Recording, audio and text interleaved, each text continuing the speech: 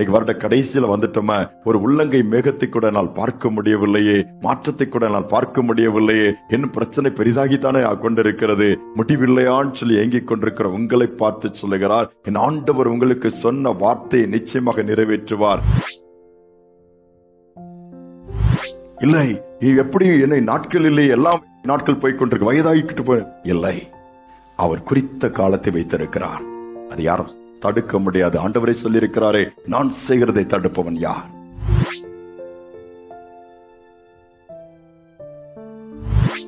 ஆண்டவர் இரட்சகருமாக இயேசுவின் இனிதான நாமத்தில் அந்த புதிய மாதத்திலே உங்களை வாழ்த்துவதில் மிகுந்த சந்தோஷம் அடைகிறேன். கடந்த 11 மாதங்கள் வேகமாய் முடிவடைந்து விட்டது. அது இந்த வருடத்தின் கடைசி மாதமாகிய இந்த டிசம்பர் மாதத்திலே கர்த்தர் நம்மை வரும்படியான பாக்கியத்தை கொடுத்திருக்கிறார். அன்போடு கூட உங்களை ஒவ்வொரு வாழ்த்துகிறேன். இந்த நாளில் வேதத்திலிருந்து ஒரு வசனத்தை வாசித்து நாம் தியானிக்கலாம். ஆதியாகமத்தின் புஸ்தகம் 28ஆம் அதிகாரம் 15ஆம் வசனத்தை நான் வாசிக்கிறேன். நான் உன்னோடு இருந்து நீ போகும் இடத்திலெல்லாம் உன்னை காத்து இந்த தேசத்திற்கு உன்னை திரும்பி வர பண்ணுவேன். நான் உனக்கு சொன்னதை செய்யும் அளவும் உன்னை கைவிடுவதில்லை என்றார். யாக்கோபை பார்த்து ஆண்டவர் இதை சொல்லுகிறார், நான் உன்னோடு கூட இருப்பேன். அதோடு மட்டுமல்ல, நீ போகிற இடத்திலெல்லாம் உன்னை பாதுகாப்பேன். மீண்டுமாய் உன் தேசத்திற்கு நான் திரும்பி வர பண்ணுவேன். நான் உனக்கு சொன்னதை செய்யும் அளவும் உன்னை கைவிடவே மாட்டேன். ஆண்டவர் என்ன சொல்ல விரும்புகிறான்? நான் உனக்கு சொன்னதை செய்வேன். ஒரு மனிதன் ஒரு மனிதனுக்கு ஒரு வாக்கு கொடுத்தாலும் வார்த்தை சொன்னாலும் செய்வார் அல்ல செய்ய முடியாமல் கூட போய்விடும். ஆனால் நம்முடைய ஆண்டவர் சொன்னதை செய்து முடிக்கிற தேவன், திட்டம் பண்ணினதை நிறைவேற்றுகிற தேவன். அதை நாம் மறந்து விடவே கூடாது. சூழ்நிலைகள் சாதகமாக இருக்கிறதோ இல்லையோ, ஆண்டவர் சொன்னதை நிறைவேற்றுவதிலே மிகவும் கண்ணும் கருத்துமாயிருந்து அதிலே செய்வதற்கு வல்லவராயிருக்கிறார். எந்த சூழ்நிலையில் யாக்கோபை பார்த்து சொல்ல, தன் தகப்பன் வீட்டிலிருந்து தன்னுடைய மாமா வீட்டிற்கு ஜீவன் தப்ப போய் கொண்டிருக்கிறார். சொந்த சகோதரன் விரோதமாய் எழுந்தபடியினாலே அவன் ஜீவனை காத்துக் கொள்வதற்காக தாய் தந்தையினால் அனுப்பப்படுகிறான். காட்டின் வழியான பிரயாணம், இரவு வந்து விட்டதுனால அவர் கல்லை எடுத்து படுத்து தூங்கும் பொழுது கர்த்தர் யாக்கோபுக்கு சொப்பனத்தில் இதனை வெளிப்படுத்துகிறார். எப்படி வெளிப்படுத்தித்தான் சொல்லுகிறான், உன்னோடு கூட நான் இருப்பேன். அதோடு மட்டுமல்ல, நீ படுத்திருக்கிற இந்த பூமியை உனக்கு உன் சந்ததிக்கும் கொடுப்பேன். உன்னுடைய சந்ததி பூமியின் தூள்களைப் போல அதிகமாக இருப்பார்கள், எண்ண முடியாது. வடக்கையும் தெற்கையும் கிழக்கையும் மேற்கையும் எல்லா இடமும் நீ பரவி இருப்பாய். உனக்குள்ள உன் சந்ததிக்குள்ளும் பூமியில எல்லா ஜனங்களும் ஆசீர்வதிக்கப்படும் என்று வாக்கு கொடுக்கிறார். அதை சொல்லிவிட்டு தான் அந்த வார்த்தை சொல்ல, நான் உனக்கு சொன்னதை செய்வேன். அப்படியே தேவன் நிறைவேற்றி கொடுக்கிறார். ஆனால் 20 ஆண்டுகள் எடுத்தது. இன்னைக்கு காத்திருப்பது என்பது கடினமான ஒரு காரியம். இந்த வருட துவக்கத்திலே ஒரு பெரிய எதிர்பார்ப்போடு நீங்கள் ஆரம்பித்திருக்கலாம். இந்த வருஷத்துல இந்த காரியத்தை கர்த்தர் செய்வார், இந்த காரியம் நடந்துவிடும், இதற்கு ஒரு முடிவு வரும், இந்த சூழ்நிலை மாறிவிடும். பல எதிர்பார்ப்புகள், பல வார்த்தைகள், வாக்கு தத்தங்கள் எல்லாவற்றையும் பிடித்துக் கொண்டு ரொம்ப சந்தோஷமா ஒருவேளை ஆரம்பிச்சு இன்னைக்கு வருட கடைசியில வந்துட்டோமே, ஒரு உள்ளங்கை மேகத்தை கூட என்னால் பார்க்க முடியவில்லையே, மாற்றத்தை கூட என்னால் பார்க்க முடியவில்லையே, இன்னும் பிரச்சனை பெரிதாகித்தானே கொண்டிருக்கிறது, முடிவில்லையான்னு சொல்லி ஏங்கிக் கொண்டிருக்கிற உங்களை பார்த்து சொல்லுகிறார், என் ஆண்டவர் உங்களுக்கு சொன்ன வார்த்தையை நிச்சயமாக நிறைவேற்றுவார். ஏன் தெரியுமா? எபிரேயர் 10:36 சொல்லுகிறது, வாக்குத்தத்தம் பண்ணப்பட்டதை பெறும்படிக்கு நமக்கு பொறுமை தேவையாக இருக்கிறதா? காத்திருந்துதான் ஆக வேண்டும். ஏனால் குறித்த காலம் என்று உன்னை ஆண்டவர் வைத்திருக்கிறார். ஆபிரகாமுடைய வாழ்க்கையில் இருந்து வேதத்தில் கடைசி வரை நீங்கள் வாசித்து பாருங்கள். ஒவ்வொரு காரியத்திலும் ஒவ்வொரு மனிதர்களுக்கும் இந்த தேவன் கொடுத்த வாக்குத்தத்தம் குறித்த காலம் வரும் பொழுது சரியாக நிறைவேறியிருக்கும். ஆபிரகாம் 25 ஆண்டுகள் காத்திருக்க வேண்டிய அவசியம் இருந்தது. ஆனால் வேதம் சொல்லுகிறது, ஆதியாகமம் 21:2 ஆபிரகாம் முதிர் வயதால் இருக்கிறேன், சாராள் கர்ப்பவதியாகி குறித்த காலத்திலே ஈசாக்கை பெற்றெடுத்தாலாம். குறித்த காலம் 25 ஆண்டுகள் கழித்துதான். ஆனால் 75வது வயதில் ஆண்டவர் சொன்னார் 25 years. யாக்கோபுக்கு 20 வருடங்கள் எடுத்தது. யோசேப்பு எடுத்துக் கொடுங்கள், சொப்பனத்திலே காரியங்கள் வெளிப்படுத்தினார். வெளிப்படுத்தப்பட்ட காரியம் நிறைவேறக்கு 17 ஆண்டுகள் ஆனது. அப்படியே நீ காலேப்புக்கு வந்தீங்கன்னா 45 ஆண்டுகள் அந்த காரியம் நிறைவேறுவதற்கு, அந்த மலை தேசத்தை பெற்றுக் கொள்வதற்கு. யாரெல்லாம் காத்து கொண்டிருந்தார்களோ அவருக்கு தேவன் கொடுத்த ஆசீர்வாதம் பெரிதான ஒன்றாகத்தான் இருக்கிறது. ஆபிரகாமுக்கு வாக்குத்தத்தத்தின் பிள்ளையை கொடுத்தார். அதே இதிலே அப்படி யாக்கோபுக்கு வரும் பொழுது பல விதத்திலே ஆசீர்வதித்து சுதந்திரிக்க பண்ணுகிறார் காரியங்களை. இன்னும் அடுத்தல் பார்ப்பீர்கள் என்று சொன்னால், தாவீது காத்திருக்கிறான். அபிஷேகம் பண்ணினவுடன் ராஜாவாய் மாறிவிடவில்லை. குறித்த நேரம் வரும்பொழுது உயர்ந்த சிங்காசனத்தில் உட்கார வைத்தார். யோசேப்புக்கு சிங்காசனம் கிடைத்தது, காலேப்புக்கு மலை தேசம் கிடைத்தது. உங்களுக்கும் எனக்கும் செய்ய வல்லவரா இருக்கிறார். ஒரு அருமையான குடும்பத்தினுடைய சாட்சியை நான் கேட்டேன்.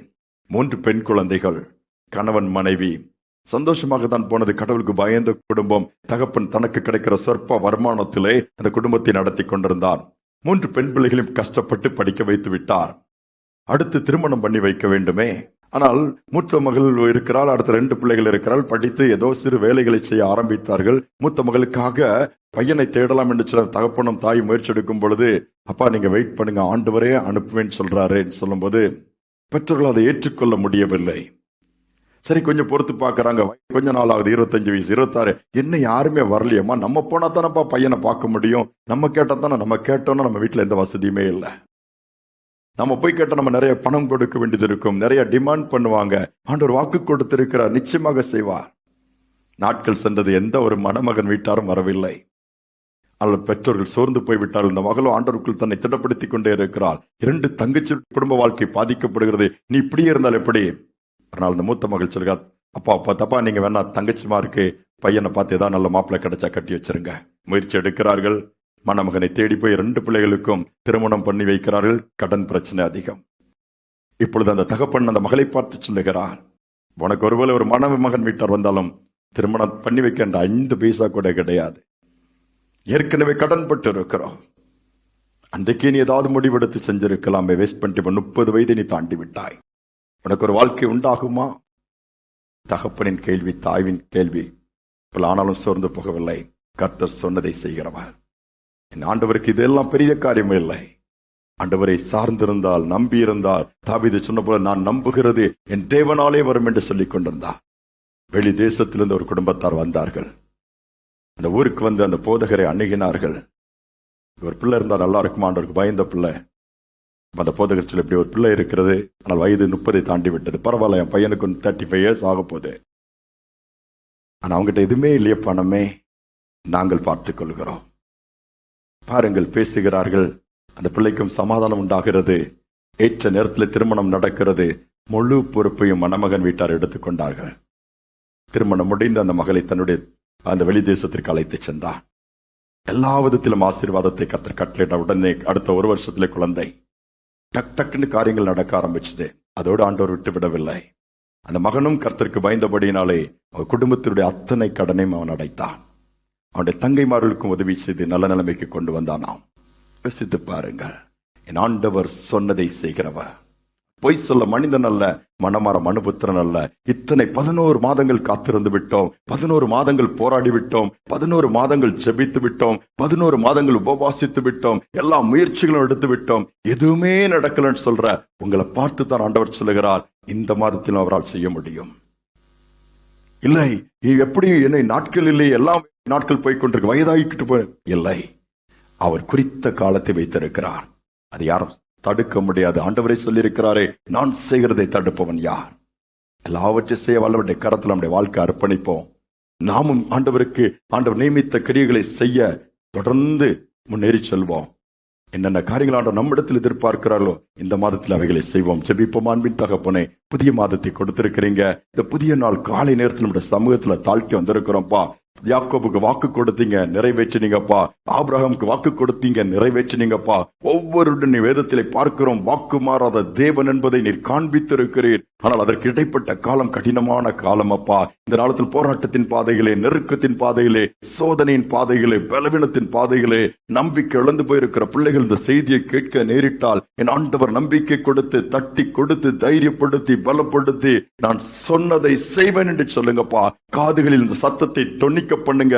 இருதயத்தில் அந்த காரியங்கள் உணர்த்தப்படட்டும் அப்பா. கண்கள் காலத்திற்கு அப்பாற்பட்ட ஆசீர்வாதத்தை பார்க்கட்டும். உம்முடைய வலதுகரம் பிள்ளைகளை பிடித்து நடத்தட்டும். ஒவ்வொரு நாளும் நீர் கூட இருப்பீராக. எல்லாவற்றையும் திருப்பிக் கொள்கிற ஒரு மாதமாய், எல்லாவற்றிலும் நன்மைகளை சுதந்திரிக்கிற ஒரு மாதமாய், காத்திருந்த காரியங்களை பெற்றுக் கொள்கிற ஒரு மாதமாய், ஒவ்வொருடைய மனமும் திடப்படுவதாக, பலப்படுவதாக. சொன்னதை செய்து முடிக்கப் போவதற்காக நன்றி. தாழ்த்தி ஒப்புக் கொடுக்கிறேன். வழி நடத்தும் துதிகனமை ஏற்றுக்கொள்ளும் இயேசுவின் நாமத்தில் பிதாவே, ஆமேன், ஆமேன். கர்த்தர் சொன்னதை செய்து முடிக்க வல்லவராக இருக்கிறார். நிச்சயமாக செய்வார். இந்த நம்பிக்கையோடு இந்த மாதத்தை நாம் தொடங்குவோம். கர்த்தருடைய கிருபை நம்மோடு கூட இருப்பதாக. ஆமேன்.